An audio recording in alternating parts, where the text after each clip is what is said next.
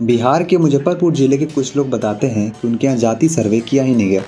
कभी नहीं सर्वे हुआ इन साल में, कुछ नहीं किए सर। ये हम किस चीज़ की बात कर रहे हैं? 2 अक्टूबर 2023 को बिहार में कास्ट सर्वे रिपोर्ट पब्लिश किया जाता है, जिसमें 204 कास्ट को काउंट किया गया, जिनमें 7 upper caste, 30 backward caste, 113 extremely backward caste, 12 schedule caste, 32 schedule tribes को काउंट किया गया। हालांकि जब ये सर्वे पब्लिश किया गया तो इसमें 209 कास्ट का लिस्ट था।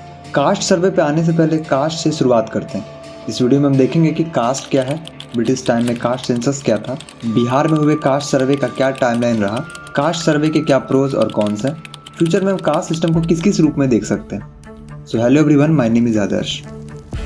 बाद बिहार में हुए जातीय जनगणना की रिपोर्ट आ गई। जाली आंकड़े के खिलाफ अपनी आवाज उठाएंगे। Unanimously, the working committee has supported the idea. इस वक्त क्या जरूरत पड़ी है आंकड़ों की? I don't know why we still have a debate over caste. I think it is a very, very progressive step, a very powerful step. भाई ये तो इलेक्शन दिखाई दे रहा है हमको सब। जब आप कहते हो जितनी आबादी उतना हक, कांग्रेस घोषणा करे, क्या आप अल्पसंख्यकों के विरोधी है क्या? कांग्रेस स्पष्ट करे, आप दक्षिण भारत के विरोधी है क्या? मैं सिद्ध करता हूं, उनकी ये नई सोच दक्षिण भारत के साथ घोर अन्याय करने वाली सोच है। कास्ट वर्ड बना है कास्टा से। ये 16th सेंचुरी में स्टार्टिंग में पोर्तुगीज अपने साथ इंडिया में लाए थे। इसका बहुत सिंपल मीनिंग था, सोसाइटी को लेयर्स में रिप्रेजेंट करना। इंडिया में सोशल स्ट्रेटिफिकेशन 2 चीज़ों से दिखाई जाती रही। एक था वर्ण सिस्टम, दूसरा था जाति सिस्टम। कास्ट सिस्टम के अंदर वर्ण और जाति दोनों ही सिस्टम आते हैं, बट आज के टाइम में कास्ट को जाति के ही सिमिलर माना जाता है, क्योंकि वर्ण सिस्टम आज के टाइम में दिखता नहीं।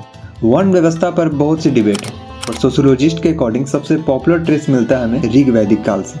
तब 2 मेन वर्ण थे, आर्यंस और दासास। उस टाइम किंग बहुत पावरफुल नहीं होता था, इसीलिए सभा के निर्णय से हर कोई बंधा है। कोई भी इसके निर्णय का उल्लंघन नहीं कर सकता, राजा भी नहीं। किंग सिर्फ एक मिलिट्री लीडर था जो लोगों द्वारा चुना जाता था।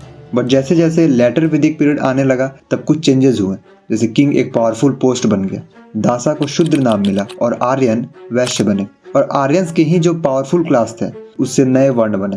जैसे राजतंत्र को चलाने वाले राजा और उसके सहयोगी जो लैंड और टैक्सेस देखते थे, वो सब क्षत्रिय बने। उस टाइम राजा को ईश्वर का मैसेंजर समझा जाता था, तो ईश्वर और राजा के बीच की मध्यस्थता ब्राह्मण वर्ण करने लगे। तब लेटर वैदिक पीरियड के ऋग्वेद में 10th मंडल में पुरुष सूक्त में 4 वर्णों की चर्चा की गई, जिसमें ब्राह्मण, क्षत्रिय, वैश्य और शूद्र। पहले ये क्लासिफिकेशन मोस्टली कर्म पर आधारित था, बट जन्म पर आधारित धीरे धीरे होने लगा, और साथ में डिस्क्रिमिनेशन भी होने लगा। ध्यान रहे, इनमें अभी तक छुआछूत जैसी कोई चीज नहीं है, क्योंकि अनटचेबिलिटी अभी तक आई नहीं थी। डॉक्टर भीमराव अंबेडकर के अकॉर्डिंग अनटचेबिलिटी गुप्ता डायनेस्टी के स्टार्टिंग के आसपास स्टार्ट हुई, जिसकी चर्चा थोड़ी मनुस्मृति में है और फिर मेनली धर्मशास्त्र में देखने को मिला। और इन्हें बाद में ऐड भी किया गया एज ए 5th ग्रुप। इन्हें बहुत डिस्क्रिमिनेशन भी फेस करना पड़ा। जैसे दोपहर में वो सोसाइटी में एंट्री कर सकते थे क्योंकि उनकी परछाई लंबी ना हो, 20-25 कदम की दूरी बनाए रखें, वायलेंस होती रही इनके साथ, जैसी इलॉजिकल चीजें होने लगी। बट ये डिस्क्रिमिनेशन स्टेट बाय स्टेट और डिस्ट्रिक्ट बाय डिस्ट्रिक्ट डिफरेंट होती थी। कास्ट सिस्टम इंडिया के सोसाइटी को काफी डिवाइड कर चुका था। कास्ट सिस्टम भी एक रीजन था जिसे इंडिया फॉरेन इन्वेजन के अगेंस्ट यूनाइट नहीं हो पाया।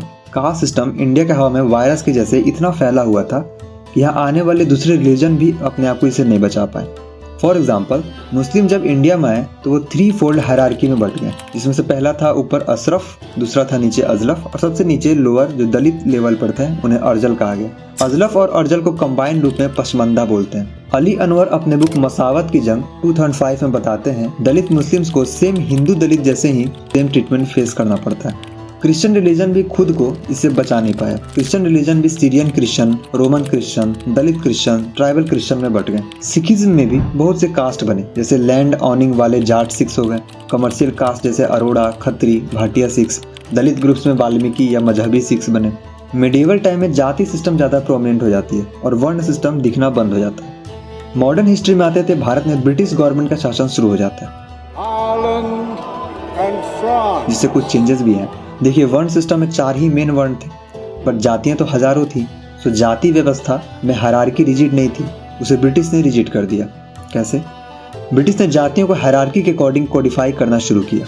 जमींदारी सिस्टम ब्रिटिश द्वारा लाई गई थी, जो पावरफुल सेक्शन के जातियों की तरफ काफी बायस थी। ब्रिटिश रूल्स और जस्टिस में भी यह बायसनेस देखने को मिली। फाइनली लॉर्ड रिपन के टाइम 1881 में एक फुल फ्लेश सेंसस की गई, जिसमें कास्ट सेंसस भी इंक्लूडेड था, और सबसे लास्ट कास्ट सेंसस 1931 में हुई। 1947 में देश आजाद हो जाता है। बट कास्ट सेंसस पर रोक लग जाता है, जिसके 4 मेन कॉजेस थे, जिसमें सबसे पहला था नेशनल यूनिटी। इंडियन गवर्नमेंट को यूनिटी प्रमोट करना था और कास्ट सेंसस उन्हें डिविजिव दिखाई पड़ती थी। दूसरा था डिस्क्रिमिनेशन। इंडियन गवर्नमेंट को लगता था कि कास्ट सेंसस डेटा डिस्क्रिमिनेशन को प्रमोट ना करने लगे। थर्ड था एक्यूरेसी। गवर्नमेंट को ये लगता था कि कास्ट को लेकर एक्यूरेसी बहुत ही मुश्किल है। फोर्थ था कि कास्ट सेंसस कराना काफ़ी कॉस्टली हो सकता है और साथ साथ टाइम कंज्यूमिंग भी।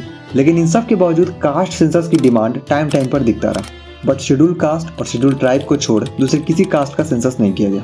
इंडिपेंडेंस के बहुत सालों बाद बिहार गवर्नमेंट द्वारा 7 जनवरी 2023 को कास्ट सेंसस का फर्स्ट फेज स्टार्ट हो जाता है। फिर कुछ लीगल बैटल्स भी चलता है। पटना हाई कोर्ट इस सेंसस पर स्टे लगा देता है। बिहार के सीएम नीतीश कुमार कोर्ट में बताते हैं कि ये सेंसस नहीं, सर्वे है। ये जाति कास्ट सेंसस नहीं है, ये सर्वे था। जिन लोगों को इसका डिफरेंस नहीं पता, देखिए सेंसस में पूरी पॉपुलेशन का डेटा लिया जाता है, जबकि सर्वे में कुछ सैंपल्स लिए जाते हैं, जिससे कंप्लीट डेटा एज्यूम किया जाता है। इसलिए सभी जगह सर्वे लिखा गया है, बट इसे सेंसस के जैसे पब्लिश किया गया। 1 अगस्त 2023 को पटना हाईकोर्ट से गवर्नमेंट रिलीफ मिलती है। 2 अक्टूबर को डेटा रिलीज कर दी गई, जिसमें आंकड़े सामने आए। इसके कुछ प्रोज और कॉन्स हैं, जैसे जब इंडिया में कास्ट के बेस पर रिजर्वेशन दी जाती है तो कास्ट सेंसस गवर्नमेंट को एक प्रॉपर आइडिया देने में वर्क कर सकता है। इंडिया के सोसाइटी में जो डाइवर्सिटी है उसको दिखाने में कास्ट सेंसस का रोल हो सकता है। ये भी बताया जा रहा है कि पार्टिकुलर कास्ट के पॉपुलेशन के अकॉर्डिंग उन्हें पॉलिटिकल रिप्रेजेंटेशन दी जाएगी। हालांकि इसके साथ बहुत सारी क्रिटिसिज्म भी आई है, जैसे बिहार अपोजिशन के लीडर विजय कुमार सिन्हा ने क्वेश्चन उठाया कि ओनली पॉपुलेशन क्यों रिवील किया गया है, economy data, land holding, jobs etc क्यों नहीं दिखाया गया।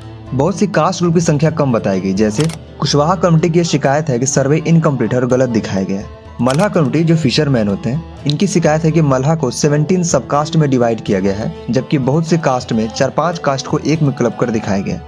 कुछ स्कॉलर्स के अकॉर्डिंग बीजेपी के हिंदुत्व फोर्स को काउंटर करने के लिए कास्ट सर्वे को लाया गया। जितनी पॉपुलेशन उतनी रिप्रेजेंटेशन की बात हो तो माइनॉरिटी को इक्वल अपॉर्चुनिटी का हक दिलाने के खिलाफ दिखाई पड़ता है। कहीं कहीं इसमें ट्रांसपेरेंसी की कमी भी बताई जा रही है। ऐसे में कास्ट सिस्टम का क्या फ्यूचर हो सकता है? इसके फ्यूचर को मानने वाले 3 मेन ग्रुप्स थे। पहला ग्रुप मानता है कि कास्ट सिस्टम डिजेनरेट कर चुका है और उसकी जगह ट्रेडिशनल वर्ण सिस्टम ले लेगा, जिसके मेन सपोर्टर गांधी जी थे। दूसरा ग्रुप ये मानता है कि कास्ट सिस्टम ही खराब है और इसे एबोलिश कर देना चाहिए, जिसे सोशोलॉजिस्ट GS घुरे इसके मेन सपोर्टर रहे हैं। हालांकि DN मजुमदार जैसे सोशलिस्ट मानते हैं कि डिस्क्रिमिनेशन और अनटचेबिलिटी को ही खत्म करनी चाहिए, ना कि पूरी कास्ट सिस्टम को।